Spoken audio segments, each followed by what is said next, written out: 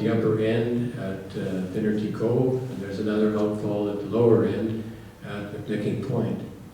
And just in the middle you see a simple schematic of that conveyance system.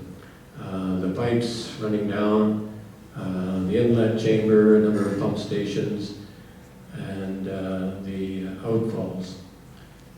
The red there indicates the upgrading that CRD is proposing to do, and that's the additional costs that I mentioned earlier. Now, instead of, even after these upgrades, even after they put in the attenuation tank and the new pump station at Curry and the new pipeline, you still have to treat it somewhere. So you've spent that money to upgrade the conveyance, but you still haven't treated it. So on the right side is another schematic that shows our proposal. So instead of putting money into the attenuation tank, put a little treatment plant there, one of those distributed tertiary treatment plants. Likewise down at the Curry pump station. Now when that water is treated to a tertiary standard, you can reuse it for virtually an unlimited number of uses. And if some of those uses are seasonal, for example, turf irrigation, or even cropland irrigation, you can't do that during the rainy season, then you can discharge that through those existing outfalls with minimal impact on the environment, because it is essentially clean water.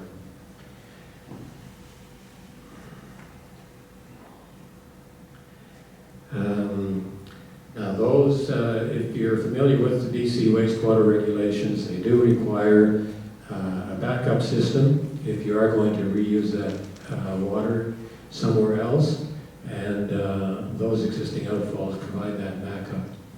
The two plants there, we added a flow control valve in the middle there between the pump stations, so that some of the flow can be directed backwards. It's a pressure pipe connecting those pump stations. So instead of just flowing down, some of that can go back. If there's a problem with the lower treatment plant, pump some of that back up to the upper treatment plant and take the load off the lower one. So that's where the redundancy and the backup is built into this option.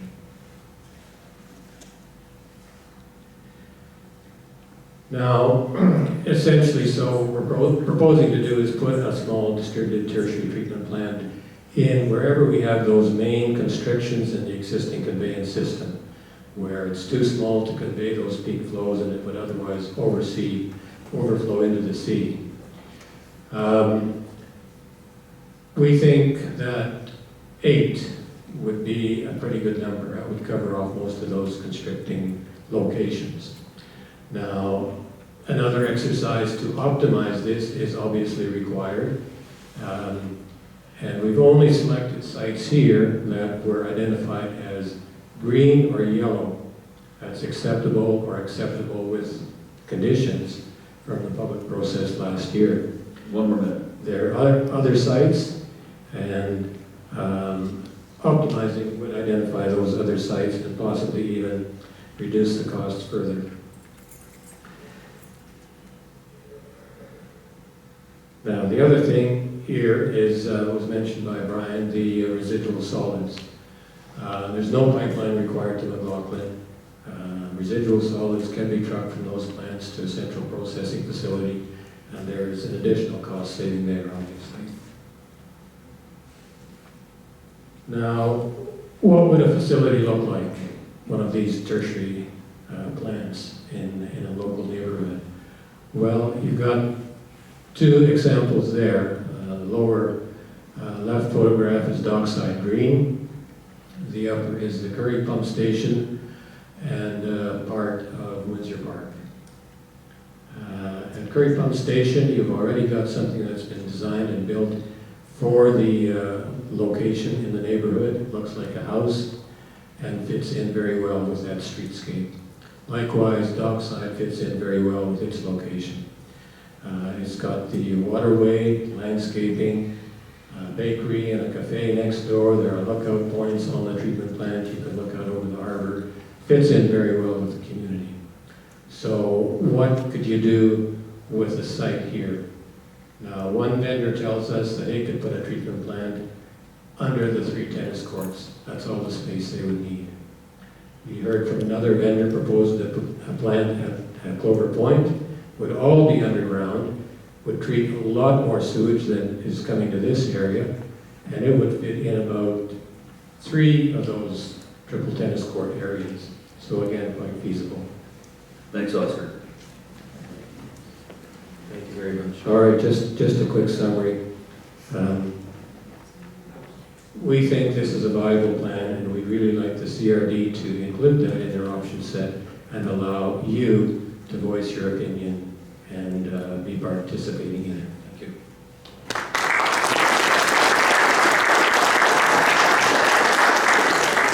Thank you, Oscar. The next presenter is John Carterson.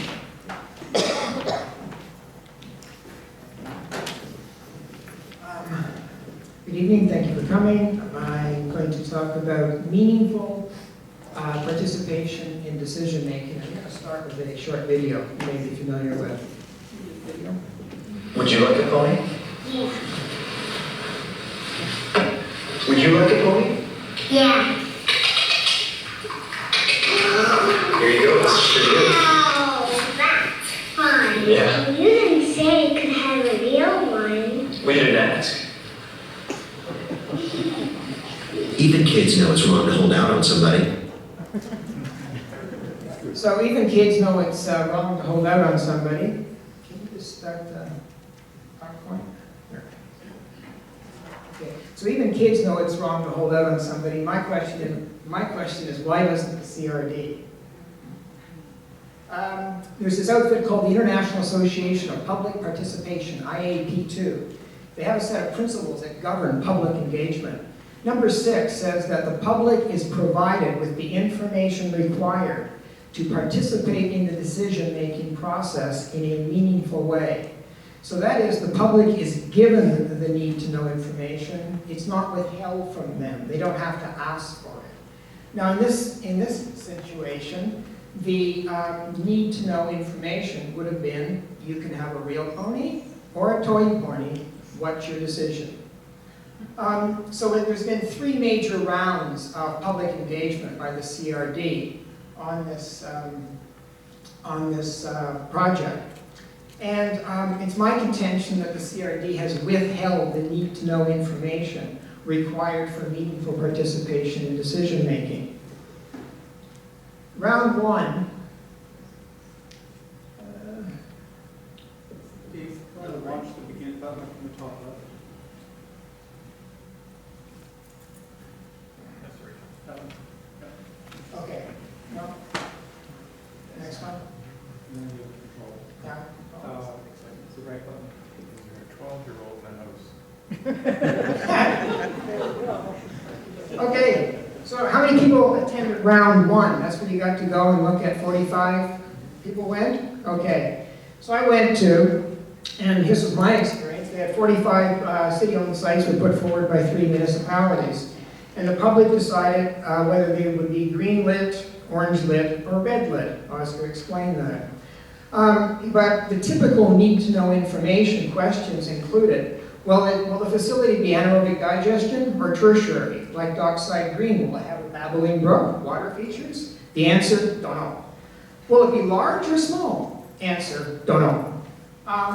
Will it be above ground or below ground? Same answer, don't know. How many trucks per day? Same answer, don't know. So this is the answer you got to every question you asked with respect to need to know information. Don't know. So what happened, this is the CRD some CRD directors commented on the engagement process that we are engaged in up at UVic and other sites, other locales where we chose these public sites. So Director Young said, absent real cost information, people chose a site thinking they had real cost information. Director Dearman, we were ill-advised to do what we did as the public had no capacity to evaluate the sites. Director Brownhoff, it was very hard for the public to pick sites based on the information we provided. Director Plant, some of the now eliminated sites would still be there if people had known they were part of a small decentralized system. They were fearful. So this is the CRD director's review comment on the process that many of us attended. But the problem is that despite these significant reservations about people not having the necessary need to know information, the site rankings remain. They didn't change the site rankings. And the selected sites significantly determine what you can or can't do in the overall system design. The process, how many people went to the forums where you got to choose from private property sites? Anybody? Okay. Very similar to the public sites, except that this was round 2. On the west side, the west side folks were provided the addresses of the potential private property sites. On the east side, that's us, we didn't know where these private property sites were. They had a big map on the wall, they had an arrow, they had a circle, about a square mile. And they said, somewhere in there is a site. What do you think? Well, where is it? Can't tell you. Well, is it going to be big or small? Don't know. How many trucks a day? Don't know. Same answers. Once again, though, the site selections remained, even though they were done without the adequate information, they were done based on fear, so on and so forth. So now, now we're into round 3, which is the core area survey. How many people have done the online survey? How many people did it before 4:30 on Friday? How many people did it after 4:30 on Friday? Okay, so 2 different surveys, I'll tell you. The first survey, the one that was before 4:30, the respondents you were forced to narrow to 3 or less from one of these 7 options. You couldn't advance in the survey unless you narrowed it down to 3 or less. There is no none of the above option. In my opinion, meaningful participation in decision making, it wasn't. Indeed, without a none of the above option, a lot of you were basically unwitting accomplices in possibly a very, very bad decision, but you had no choice. You had to choose. Last week, February 9th, the Fairness and Transparency Advisor recommended a none of the above option be put into the survey. They did that on Friday, so the survey changed after 4:30. They added the none of the above option, so people after 4:30 on Friday got to do the adult version. The adult version is where you get to choose, none of the above. Yet, CRD, Sewage Committee, is about to make a concrete decision February 24th based on the information I've gathered today and a lot through the survey.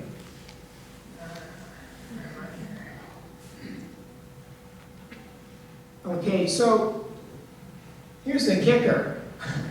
On February 26th, the Integrated Resource Management Task Force is due to report out.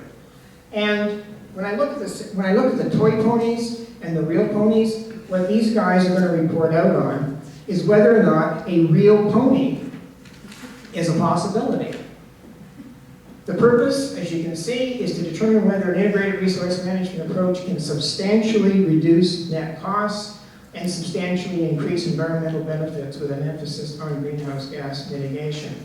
So as I said, in my opinion, an optimized integrated resource management-based system is a real pony, but they don't report up to a 26, and they're going to choose between 7 toy ponies on the 24th. So,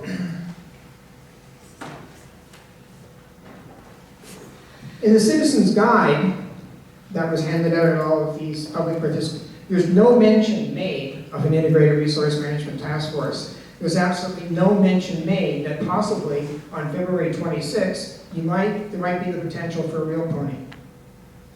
So my assumption is that if people are going to be forced to choose between toy ponies, and there's a real possibility there's a possibility of a real pony on the 26th. People are going to be a bit cranky. So overall, in summary, where am I here? Have we had adequate public engagement? My opinion, no.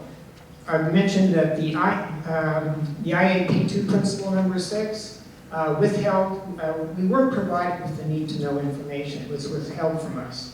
I told you about the CRD director's review of the process. They cited that the public, there wasn't adequate information provided. There was no capacity to evaluate. People were fearful, and eliminated sites are now gone that could have been there. The the Transparency and Fairness Advisor, in commenting on the acceptability of the survey process, they made one ruling in December that said the process was lacking in the provision of all relevant information. Pardon me. Yes, last Friday they did put in a none of the above option, but now they're saying that on the 24th it will be unfair if the sewage committee uses the survey results to narrow the options down. John, your pony has arrived. Okay, I'll leave it at that. And just if you feel that the public engagement process has been inadequate, please let the minister know and sign our petition. Thank you. Thanks, John. John, can I ask you, if people voted before 4:30, can they vote again? Yes. You can go back and vote again. Oh, Here's okay. the adult version if you did the child version. Okay, thank you. They asked you actually at the very, very, very end, say if you filled in before. Okay. Our next speaker is Saanich Mayor Richard Atwell, who is being given some latitude on his time because It's the mayor. he's the mayor.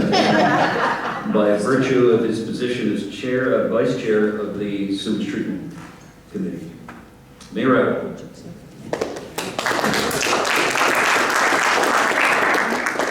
Thank you. Membership has its privileges, I guess. Just take a moment to set up. Dave, can you switch over to the iPad?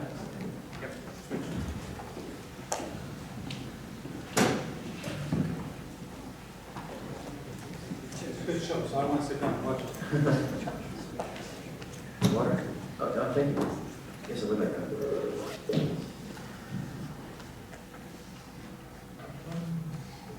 Nothing happening yet. I think I might have just come over there for a second.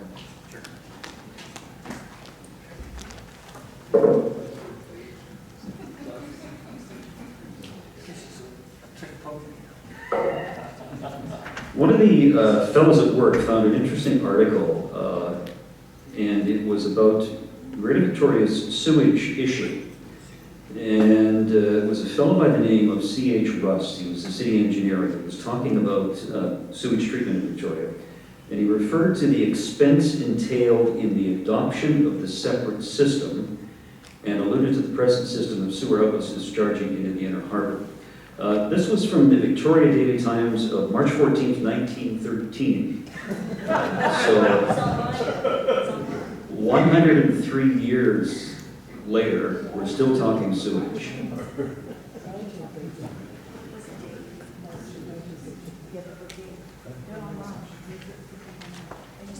What's exactly again? Sorry? It should be online. The date. The date? Oh, March 14th, 1913. Yeah, it should be online. It's called Possibilities of Greater Victoria. Mr. Rust indicates future of city, common action for sewerage and water. If I have a minute while Richard's doing that, if you're looking for things to Google, Google for CRD, and then in double quotes, bold and innovative, close the double quotes. And you'll get a hit from 2010 of when they were actually talking about something very similar to Oscar's proposal.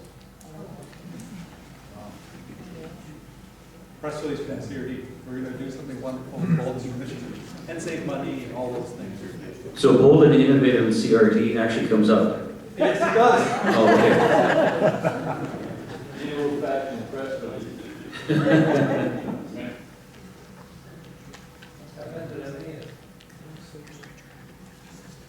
The mayor left for the evening. Okay, we'll go for it. Can the other panelists get some questions now? Yeah, if you want to do that? Sure. So for folks that have come into this process later or were involved 10 years ago and have returned, what is it that the Integrated Resource Management group will be advising on the 26th? Well, I'll tell you, the vice chair of the Integrated Resource Management Task Force is right there. But if I, correct me if I'm wrong here, Mayor, but basically they're going to report out on whether or not integrated resource management system could reduce costs significantly and enhance the environmental benefits. Basically, to my understanding, they're going to say, is this a viable way to go forward? But does the decision on the 24th of February usurp that input? Well, the decision on February 24th could lock us in to a site at Rock Bay, which would not allow us to optimize an integrated resource management system. What are we doing here? Well, what you're doing here, what hopefully you're going to do after you leave here, is to let the decision makers know that they shouldn't make a decision on December 24th or February 24th, that they should wait to hear out from the Integrated Resource Management Task Force. Who's making that decision? The board? No, the sewage committee. The On the co-area 24th. on the 24th. Does the CR, that's not the CRB directors have to accept that decision, or can The subcommittee, called the sewage committee, makes a decision on the 24th. We hear from the Integrated Resource Management Task Force on the 26th, and then that all goes upstairs to the overall board 2 weeks later. So the 24th is not a locked in? Well, you said that that's the decision. If they decide to go with a centralized system at Rock Bay, again, that's going to preclude the use of other different sites that could really make for an optimized integrated resource What's management the system. cart for the horse if they don't wait till the 26th? Well, yeah, you can say that for sure. So the way the voting works at the board, these committees come up with a decision and they put it to the board. But by the time it's gone through these committees, when it gets to the board, it's just routine, okay? So the board really won't be evaluating this in any depth. Also, the way the committee and the voting structure is there, because these 5 core municipalities are the ones paying for the capital cost, they have a weighted vote that can outweigh Sydney, Saanich, Mechosin, Highlands. Even though those municipalities are going to be affected by the draw on the infrastructure money. It's going to suck all the infrastructure money out of the whole region. But the way the voting structure has been set up, you know, you've heard people say the CRD is broken. Well, this is part of how it's broken. So on the 24th, the sewage committee's vote is pretty powerful and could go right through. Why can't they wait? Why can't they wait? They can wait, yes. You can start to call your councillors that are directors from here. That would make a big difference in the Saanich and Oak Bay, Mills Jensen with 1 vote. Just do call your directors that are sitting on the CRD and tell them to wait. So Yeah. should we be signing the distributed tertiary treatment board outside them? Would that help? That's also a helpful message. Now, how that works is because when the committee makes a decision, they then forward it to the board who ratifies it and perhaps stops it, but really it's probably a rubber stamp. It goes into what's called an amended plan, a liquid waste management plan. And this goes to the province for approval. And there already exists one, and that's the one that goes to McLaughlin Point. And when you do that Bolden initiative, you can see another one for back in 2010, where they had a plan with 4 distributed plants. That was, by the way, the time when Esquimalt said, oh, not Macaulay, that's precious. Why don't you use McLaughlin for one of 4 distributed plants? So they come up with these amendments. The problem with them, for us as public, once they're approved by the province, we can't stop it. Absolutely no way to stop it in law. It exists forever. It's up to the directors at their whim and pleasure to make an amendment again and contact the public again with input and go through this whole process again.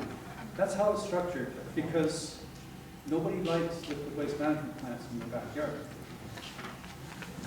Am I correct in presuming that the members on the Liquid Waste Management Committee that are going to make a report to the board are different than the people who receive the report? Or are they all one and the same? It's your same director, sorry, the question is the people on the committee, but they're also on the board. And yes, they're all, the same directors are on the board. So from Saanich is Director Atwell. I'm sorry, I'm not going to get them off the top of my But it would head. be fruitless to approach a member of the CRD board who wasn't on that committee, because they're going to just say, we have to wait till we hear from the committee. Well, they actually have to pass the vote, and they do have a say, they can actually speak. Are you ready to go? I'm They can ready, actually thank speak. So thank you. Good time. Thanks for your patience, everybody. There was a box at the back that had been accidentally turned off, and so the projector got asleep. I had to wait for it to cycle and go through. So what I'm going to show you tonight is a number of videos and images that I hope you haven't seen before. I want to try to give you something new. The sewage project has been going on for about 10 years now. A lot of material has been delivered by the CRD, but there's a lot of internal material as well that I don't think has gone out and I think is relevant. So I want to just focus on wastewater treatment. I don't want to focus on the solids treatment. The dewatering of sludge produces something, a residual that has to be treated somehow. And there's different ways of doing that. We've heard of anaerobic digestion, we've heard of gasification. I'm not going to focus on that part of my presentation today, just on the wastewater treatment, because I think that's it's the main issue that we have with deciding the treatment plan and what it's going to look like and how it's going to work. The other part is very, very important, but I don't think we're at that stage yet in our presentation. So the first thing I wanted to start with is just a basic understanding of the sewage system here. And we've seen some diagrams before, so some of this is going to be familiar to you. So I think it was Oscar that was talking earlier about the sewage network. And this is a diagram that came out of the Times Colonist article many, many years ago. And it shows the two catchment areas. On the left is the Macaulay catchment area. So all of those sewer lines terminate at Macaulay Point. There's a pump station there, and there's an outfall there. And the yellow on the right is the other catchment area, it's the Clover Point catchment area. And we call these the east and the west side systems. And there's an east side committee and there's a west side committee that's trying to develop a solution independent of each other. And they're being commingled together now. What's interesting about the diagram is that the colored lines indicate who owns what. The blue lines are owned by the municipalities, and the red lines are owned by the CRDs. These are the red lines are the trunks that Oscar was talking about earlier. If you go to the top on the right and you look where the Finity overflow outfall is, you can see two lines, 1 and 1, that end roughly where Harrow Woods is. And that's where there's been a proposal to put a tank in the ground, a kind of surge or attenuation tank, to collect sewage that's been infiltrated by rainwater and essentially buffer it into the system over time so that it doesn't overflow.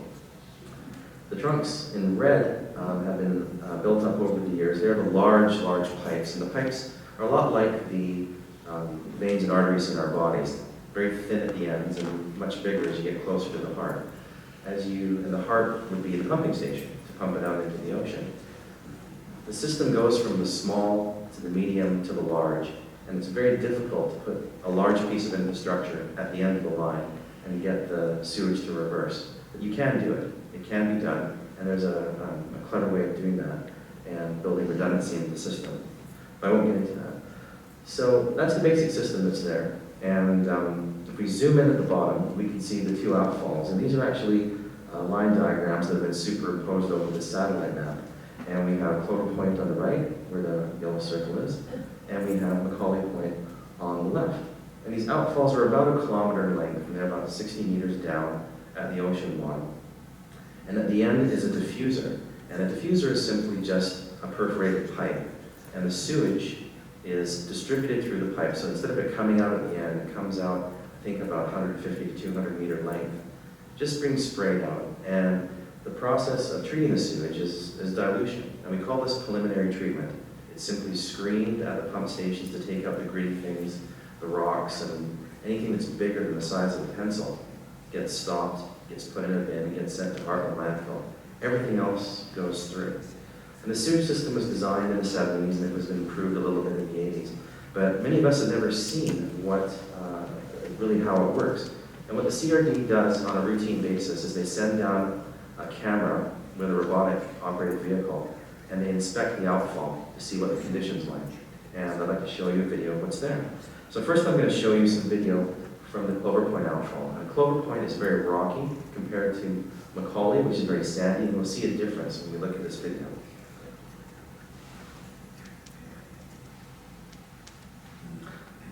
So the camera is, the robotic, the ROV vehicle is settling on the pipe now, and we're now looking at one of the diffusers. What's coming out is the sewage, and it's often been described by the UVic scientists as a thin gray soup.